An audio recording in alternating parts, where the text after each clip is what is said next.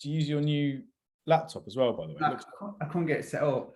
To be fair, the audio sounds pretty good. So this is one from the board in 2015 still. That's amazing. I mean, that's nuts. That's absolutely nuts. I'll take everything I said about Lenovo's back. Yeah, it's like a brick. Okay, ladies and gents, thanks for tuning in to the Property Entrepreneur Hall of Fame. This is a special episode to introduce a new Hall of Famer to our Property Entrepreneur Hall of Fame. The Hall of Fame is a place where we recognise delegates of ours who've done an outstanding job and made game-changing shift changes to their life, their business, their health, or often, as so often is the case, to all three of those things. So it gives me an absolute pleasure to welcome our next Hall of Famer. He's a long-term property entrepreneur, delegate, and in the time since he rejoined us, he has successfully exited his trading business. So he sold his business. He's completed his financial fortress, which has allowed him to retire. He's now a part-time property investor, and he's bought over 60 acquisitions in the last 2 years. And on top of all that, he's completely transformed his health and lost 35 kilograms in the process. So that's a monumental set of achievements. It gives me a massive pleasure to welcome to the Property Entrepreneur Hall of Fame, Mr. Mark Shaw. Congratulations, Mark. Thanks, Adam. Appreciate that. Oh, you're so welcome. It's my pleasure to celebrate this day with you. I mean, that is an amazing set of achievements. So, congratulations. So, I'm looking forward to diving into this and sharing how you went about it and your challenges so that people listening can get some value. So before we start though, could you just confirm who you are and what your company does or did and how long you've been on Property Entrepreneur for me, please? Yeah, sure. Well, my name is Mark Shaw. I used to have a business, but sold it in April. It used to be a estate agency and lettings. Now basically I'm retired. I've been on Property Entrepreneur for a total of 5 years. Back in 2015 to 2018, more dealing with the business side of things, but recently the last 2 years, specifically designing my life. Fantastic. So yeah, so you're on Property Entrepreneur 2015 to 2018, then you had a sabbatical for a couple of years, and then you've been back on it now for what, 2-3 years? Yeah, this is my second year. Second year back, yeah. So actually all these achievements have come in the last 2 years, but you've been applying the blueprint since 2015? That's right, yeah. Long time. Yeah, long time indeed. But, you know, it takes 10 years to become an overnight success, right? Yeah. So let's just rewind. So where were you before you started PE? Maybe when you came back to us a couple of years ago. Where were you there in terms of the businesses, your life, your health? I mean, if I can go back to sort of originally 2015, the blueprint, sure. I mean, we had a very, very busy estate and lettings agency. I think we had 17 staff. We just bought a new lettings agency as well. Literally, we were very, very unorganized. So we had people come in and they were getting sacked the following week, and we were trying to get new people in. And back then we were sort of letting 50 properties a month, but everything was literally done from memory. So very, very busy, very, very exciting, not that productive, but a lot of fun, but it wasn't really going anywhere. It definitely wasn't sustainable. Sounds noisy. 17 team members, 50 lets a month. Sounds noisy. Yeah. Very. Lots of people will resonate with that. They'll be in similar situations, I imagine, listening. So fast forward, 7 years. Where are you now? Yeah, I mean, really, when we went back to Property Entrepreneur last year, October, something was said on that first session, and I decided I was going to sell my business. So literally, I think I got back on the Friday night and I emailed somebody that had offered to buy it previously, gave them a price, said, this is what I'm expecting, and we agreed to sale there and then. And that business, well, both the businesses actually, sales and lettings, sold in April of this year. Unbelievable. Officially I became retired. Yeah, congratulations. Retired man, decided you were going to sell it. Well, we talked about property. Maybe it was when we were talking about, you know, there's this big shift now for generational wealth coming out of COVID, and a number of us were selling our businesses, and this is the time, you know, to actually have a big capital event. And it's textbook, isn't it? The rich get richer, sadly, and the poor get poorer. So congratulations, Mark. That is unbelievable. So now you've retired. So that's gone. The noisy business is gone. And what's life like now? Yeah, I'm really enjoying it at the moment. Something else that kind of came out of Property Entrepreneur that was totally unexpected. It was to do with the charity. You know, the walk for the charity. I basically offered to do coaching course for charity. Got so much interest that I set up an online mastermind. So really, my time now goes into an online mastermind, but it takes 8 hours of my month. And that's a business that I enjoy. It's teaching people how to property invest, and obviously that's had a knock-on impact on my property investing as well. So as you mentioned, I don't know, over 60 acquisitions in the last 2 years, but really it's from having that time freed up. That's amazing. That really is great. Well, I want to hear, hopefully you can tell us all about that at the end. That'd be great. So congratulations, that's amazing. And health-wise, I mean, talk us through that, because I've said at the start of the call, you've dropped 35 kilos. Yeah. So you're literally half the man you were. Yeah, probably quarter. Yeah. Yeah, no, again, it was part of my year of, I termed it health is wealth. And at that point, I just wanted to transform absolutely everything. So I am sort of one of these hot and cold type people. So I just went all out for it. Had the time because I've obviously retired, which helped. And yeah, turned it completely around. Had my photo shoot on Thursday, and as you say, lost over 35 kilos. That's an absolutely amazing achievement. It's like you said, how you do one thing is how you do everything, and you can't do it all at once. But if you focus on one thing at a time, you can get there. And yeah, it tends to be that you get that financial freedom, and you can then really focus on your health, right? So that's exactly it. Yeah, you can't skip the gears. So amazing, right? So it's been a hell of a transformation in all the main 3 areas that we talk about on Property Entrepreneur, which is, you know, health, wealth, and life by design. But it hasn't been easy. If it was easy, everyone would do it. So what have been the things that have the challenges that you've experienced along the way, Mark? Could you share those with us, please? Yeah, I mean, when I'm looking back, it's the same that I think that everybody has problems with. Top of the list for me, I had no strategic plan. Everything was going kind of well and exciting, but I knew it wasn't leading to anywhere. So it's just a really, really busy business.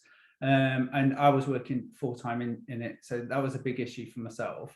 So yeah, it was not having the strategic plan. So that's kind of like, I mean, lots of people resonate with that. It's like running on the treadmill and you don't really know where you're going, where you're going to be in 1, 3, 5 years. None of that. You had none of that, really. No, you just don't have time to think. You're just reacting all the time. I would say the second biggest problem, which again, I think everybody experiences, staff and recruitment. Really, I had no time. Our staff used to turn up and put their own desks together. They didn't have an email station, never mind email. And that's how it went on for years. It's always been the case. So people would try and learn from myself, but I wasn't necessarily doing it right. So again, there was no training, there was nowhere for them to go, so they would leave and we would get new people in. It's just a turning circle, really. So what changed? What did you do to solve that? Because lots of people have had that problem. What did you do? How did you solve it? My hard moment is wealth dynamics. I realized that everybody's got their own strengths. And I'm a creator, a very dominant creator. So I realized straight away that I didn't want any staff that were going to be like myself.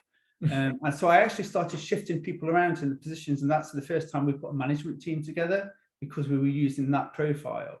And that's where it really started to get a little bit more comfortable dealing with people, and I could trust people to do a better job than myself because they were better. They just didn't have the time before to try to show me.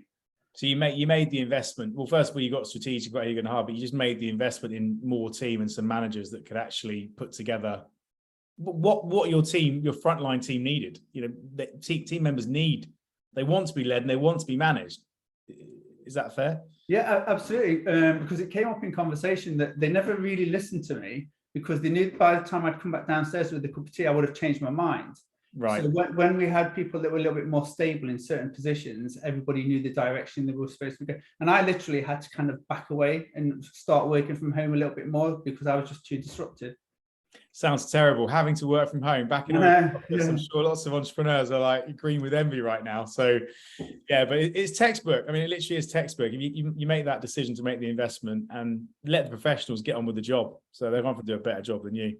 So you came up with a plan, you fixed your team issues by getting some managers in and making that investment and stepping away. And I totally agree with you on the changing your mind thing. We could talk about that for hours. What was next?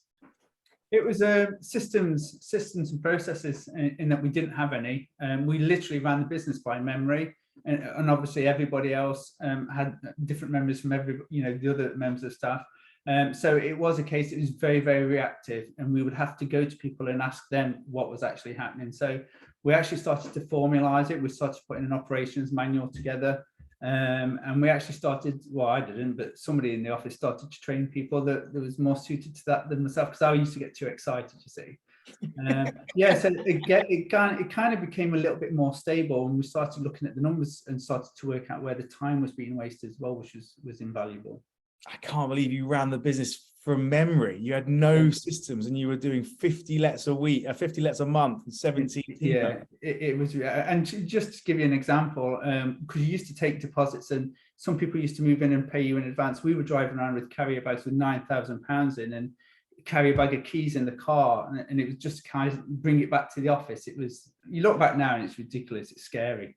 It was just get it done, seat of the pants stuff, right? I mean, so many people will be in that situation, and people say, oh, I've got my own business, but really they've just got this mess they've created, or this is what business is for so many people. It's an all-consuming job, and you're the boss, and you're the worst boss going. So wow, well, good for you. So you put in some systems, some processes, and started to actually normalize things. Interesting what you said about changing the energies, because you're a dynamo, which means you will naturally create things and people who haven't done the wealth dynamics test, we always recommend doing it. So what wealth dynamics did you bring in that changed that energy, that wasn't the new starting, everything's a great idea energy? What, out of interest, what were they? Well, the first thing I realized when we'd actually bought another business, I lost my partner who was my manager. She moved into the other business, and straight away we realized we had to profile her, and she was a mechanic. So she came in to help with the systems. But really, the first person we went after was a tempo for the office manager. We had blazers, but we had them in the wrong position trying to deal with spreadsheets, and they just wanted to be out talking to the clients. So we had enough people to shift around, and then we specifically started recruiting really for the back office side system, just to tidy it all up. We didn't really go after any more blazers at that point. Yeah, well, you just cooled everything down. You got the mechanic is a steel, which is going to cool everything down. The tempo is going to suddenly start to understand timing and pacing everyone. I mean, that's textbook. That really is, to be honest. A manager is a tempo. I think I had a tempo manager, and they were great. They were absolutely fantastic. They like to roll their sleeves up and be involved, don't they? And just run things. That's exactly it. And what it did as well is it impacted the culture, because everybody found and got to do what they enjoyed. Whereas before I was putting them all in the wrong position. So it's always like a little bit more stressful. Let everyone excel at what they're good at. Let them get on with it. Amazing. So that's 3 of the problems. Any more problems you came across on the way? Yeah, again, everybody's got the same problem. Working in the business, not on it. I really enjoyed it, but it was a case that I'd be working out of hours at home and on weekends as well, just catching up. And I knew that I had lots of ideas, and I knew that I wanted to start putting things into action, but it wasn't until I actually had that time from working from home and that strategic plan that I could actually think, what do I need to do next? So that was the big issue, what everybody's got. Just in the business all the time, you don't get time to think. So you suddenly got time to work from home, and then you were like, right, I'm actually going to build a business now. I've sacked myself effectively from the job, and now I'm going to become business owner. Yeah, that was exactly it. And the first thing I did is I gave my mobile phone to a member of staff, so nobody had my new number. And the difference that made was incredible. Amazing. That is amazing. I love that. I did a similar thing actually when I sold my business. Change your number. It's the best way. It's the best way. It's a hard break. Mark, that is incredible. I mean, you've come across, we say success and failure are very predictable. They are very predictable problems, but you've solved them in your own way using our blueprint, which is obviously fantastic. And yeah, look at you now. Congratulations, man. If you had to give 3 top tips to people that were listening to help them on their journey, what would they be? I mean, the first one would be, and we've touched on it, the wealth dynamics. If you've got any kind of relationships or you're working with a team, for me, that was the biggest game changer, because it it had an impact on absolutely everything, not just myself, but other people. So I would definitely, I would imagine that most people have done their own profile, but I would do the profile of every single person that works in the office, and anybody you're thinking of recruiting as well. We used to send the link as part of the interview process for them to actually, as you show, for them to tell us what the profile is, and some we wouldn't interview on that basis. That is a great tip. Honestly, I think you'll think that everyone does it, but most people won't have heard of it or won't have done it. So I think that's a fantastic tip, 100%. Next one. Second tip, it's called the winter's hit list. It's where you actually sit down and start to think what needs to be done. It's the planning and thinking about the business is invaluable, but where it really comes in on its own is you start to think, how much can I actually fit in that time? Because again, most people think they can fit a lot more in the time that they've got, and they can't. So you get to structure what your plan is going to start to look like. And to mirror that in with your calendar, I use Google Calendar, like many people do. And again, that's a game changer, because you start to plan your day and your time now. So plan out your time, use the winter to build the business on it, not in it, and be realistic, because everyone thinks they can achieve it all in a day, right, in a week, right? I mean, but the reality is, the older I get, the more I realize that just isn't the case. That's it. And it's not a one time. You have to do this every year, because you're in a different place and your business is in a different place, and it's now time to move on to something that you couldn't fit into the list the year before. Fantastic. You've got to be consistent. That is great. A great tip. That's 2 great tips. What are you going to do to top those 2? Okay, the big one, and this is the one that's had the dramatic impact on me. Oh yeah. And this is where I would say this is where you design your life. It's that strategic plan. On Property Entrepreneur, they spend that 3 months thinking about. That was the eye opener for me, and that's specifically that in the last 2 years is what's allowed me to achieve everything I have in the last 2 years. You get to really think about what you're going to do. I think most entrepreneurs struggle with clarity, and we spend 3 months, like you said, every year just figuring out what the next year is going to be. And people say that's way too long, and it's not long enough. It's not long enough. And yeah, Mark, I mean, honestly, the way you've taken to the methodology the second time round, I didn't know you the first time round, but the way you've taken to it, you've been an absolutely star student. Like, to teach someone who takes it on board and just runs with it is absolutely amazing. And in 2 years to have sold the business, lost all the weight, retired, and set up another business that's 8 hours a month that you love doing, it seems like it's a piece of cake for you. It's just amazing. So I just want to say, from everyone on Property Entrepreneur, from Dan, Josh, everyone who's involved in the team, congratulations once again, man. Like, massive high fives for you. So brilliant. Thanks, Adam. Thanks. Well done. Thanks. And if people listening to this want to get in touch with you, obviously they've got your old phone number, they're wondering where the hell you've gone. How would they get in touch with you, or what's your company called now? Any information you could give us would be great. Well, yeah, I mean, I don't promote the company. It's just on my social media, which is literally Facebook and Messenger. That's my only communication. I'm not a tech person, so I just enjoy Facebook and Messenger. So find you on Facebook. Mark Shaw. Mark Shaw. Just Google Mark Shaw. If they see a guy with a picture with his top off in the gym, that's probably him. Yeah. Nice little picture with Stallone when I met him. So yeah. Oh, okay. Yeah. So look for the picture with Sly Stallone. Thank you, Mark. Thank you for joining us. Thank you for sharing your insight, and congratulations once again, man. Brilliant. Thanks, Adam. Thanks. No worries. Cheers. Cool. That was great. That was rough. I was so nervous. Well, really, were you nervous? That's only the second one I've ever done. Oh, what?